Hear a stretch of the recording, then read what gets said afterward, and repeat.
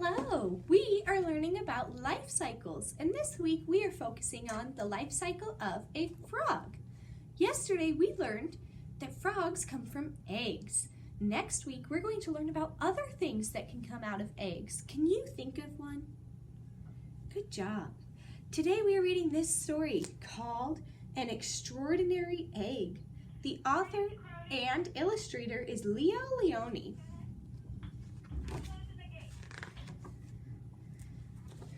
On Pebble Island, there lived 3 frogs, Marilyn, August, and one who was always somewhere else.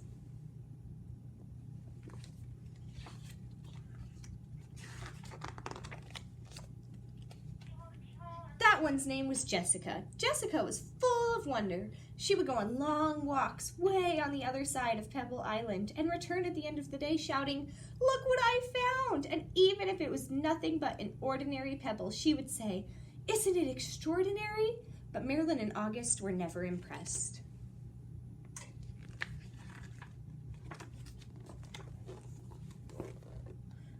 One day, in a mound of stones, she found one that stood out from all the others.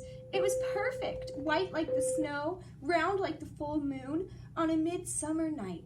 Even though it was almost as big as she was, Jessica decided to bring it home.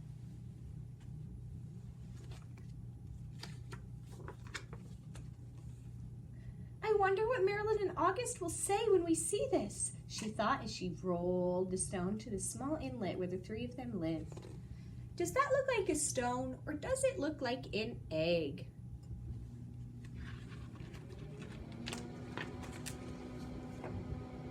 "Look what I found," she shouted triumphantly. A huge pebble. This time, Marilyn and August were truly astonished.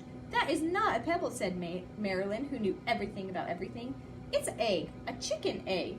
"A chicken egg? How do you know it's a chicken egg?" asked Jessica, who had never even heard of chickens. Marilyn smiled. "There are some things you just know."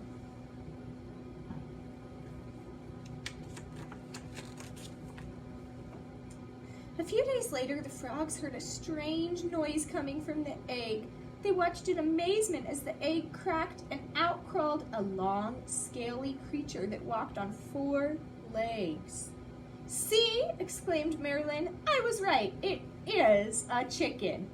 "A chicken!" they all shouted. The chicken took a deep breath, grunted, "Ugh," and gave each one of the astonished frogs a look and said in a raspy voice, "Where is the water?"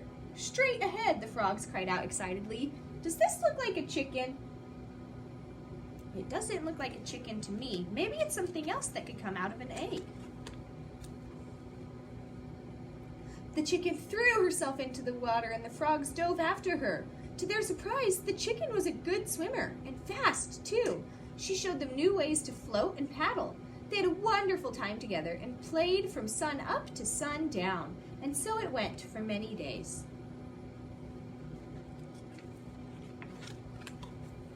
Then one day, Jessica was somewhere else, and August and Marilyn saw a commotion in the water below them.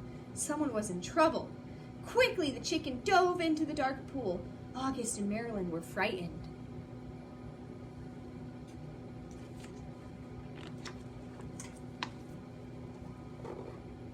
After a few long moments, the chicken reappeared, carrying Jessica. "I'm all right," she called. "I got tangled in the weeds, but the chicken saved me."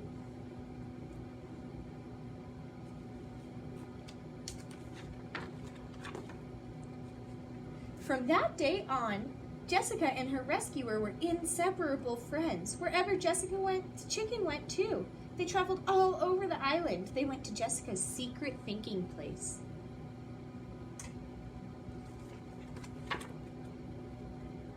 And to the Great Pebble Monument.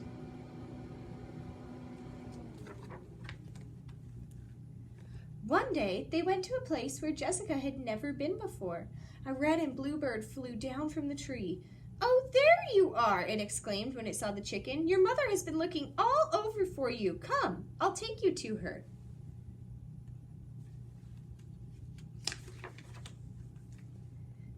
They followed the bird for a very long time. They walked and they walked. They walked under the warm sun and the cool moon. And then they came upon the most extraordinary creature they had ever seen.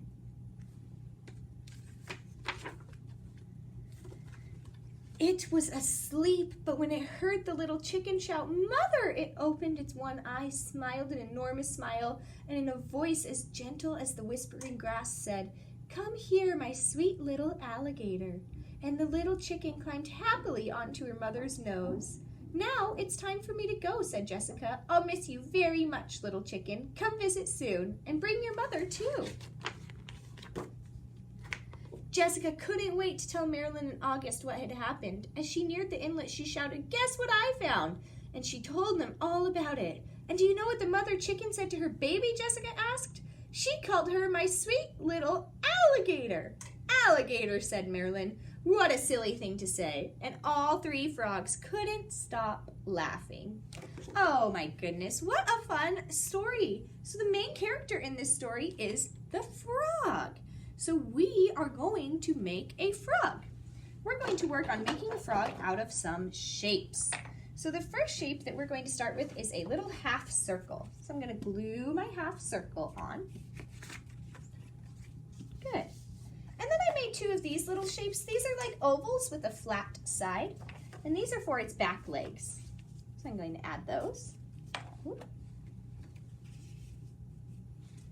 Nice. And I'm going to add a second one. Very good. All right, so I have back legs. Oh, and it needs its webbed feet. Those help it swim. For webbed feet, I made triangles. Triangles make great webbed feet. So I'm going to put a big triangle there, a big triangle here. Nice.